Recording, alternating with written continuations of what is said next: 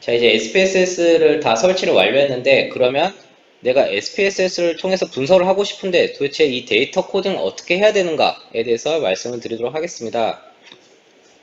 연구자들이 이제 설문지를 통해서 뭐 200개, 300개씩 다 수거를 했는데 분석을 하고 싶어도 분석을 못한 경우가 많습니다. 실제로 뭐 데이터 코딩을 뭐 어떻게 해야 될지 알려달라는 요청을 많이 받고 있는 상황인데, 데이터 코딩이 제대로 되지 않으면 분석에 전혀 사용할 수가 없습니다.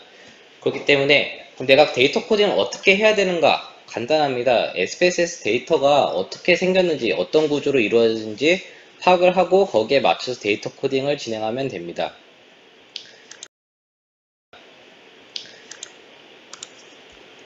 SPSS 화면을 보시면은 여기서 이제 1부터 10까지 숫자가 나와 있고 변수라고 이렇게 나와 있습니다. 그럼 이게 도대체 무엇을 의미하는지 간단하게 설명을 드리면은 1부터 10까지 내려가는 숫자들은 내가 가지고 있는 샘플 하나하나를 의미하고, 오른쪽으로 갈수록 1번 샘플에 대해서 해당 변수가 어떤 값을 가지고 있는지 생각하시면 됩니다.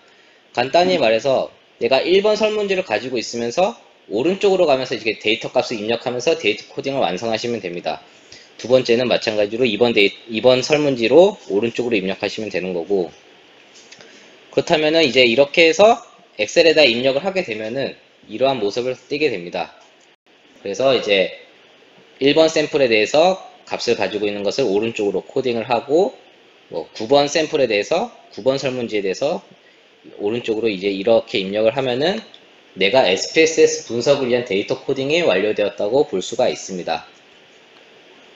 그렇다면 이 엑셀 파일을 어떻게 SPSS에 집어넣을 것인가 라는 것인데, SPSS 같은 경우는 데이터 변환이라는 기능을 제공을 하고 있는데 직접 실습을 해보도록 하겠습니다.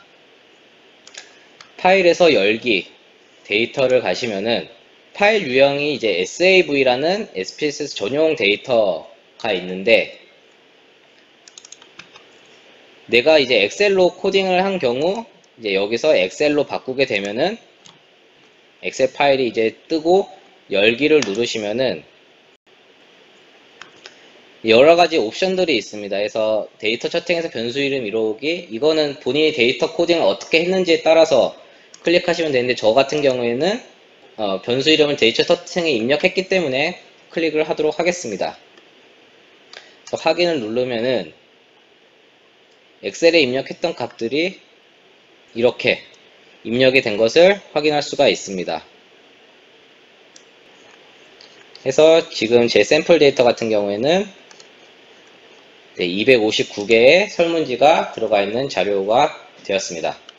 그럼 데이터 분석을 어떻게 할 것인가 들어가기 전에 데이터 분석 준비라는 과정이 있습니다. 분석을 할 때 이제 레이블을 통해서 내 값이 어떻게 나와 있는지 보기가 편리하게 볼 수가 있기 때문에 이 부분을 분석 들어가기 전에 세팅을 해 놓으면은 본인이 분석을 할 때 매우 편리하게 진행을 할 수가 있습니다.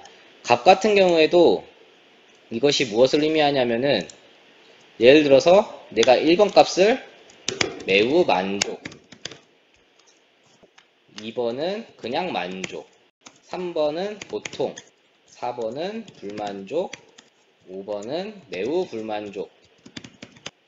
왜냐하면 이게 통계 프로그램이기 때문에 한글을 인식하지 못합니다.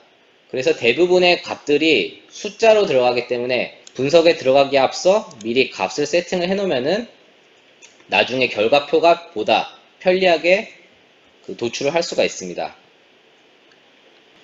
그러면은 제가 미리 준비해 온 샘플 데이터를 보면서 말씀드리도록 하겠습니다. 저는 이제 SPSS 데이터셋인 이제 SAV라는 파일을 미리 준비를 해왔는데요. 지금 보시면은 레이블하고 값을 미리 정리를 해왔습니다.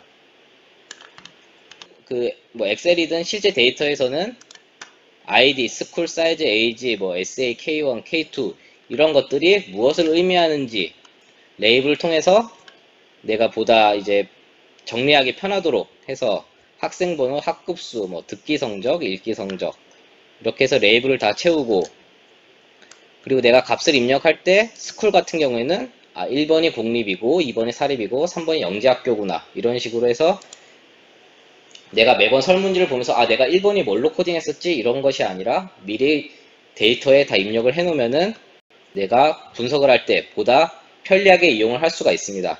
그리고 이 값을 이용을 해야 나중에 차이 분석이라던가 혹은 분산 분석을 할 때 단순히 1번 집단, 2번 집단, 3번 집단 이렇게 나오는 것이 아니라 실제로 결과표에는 뭐 공립집단, 공립학교 집단, 사립학교 집단, 영재학교 집단이라고 되게 보기가 편하게 결과가 나오는 것을 확인할 수가 있습니다.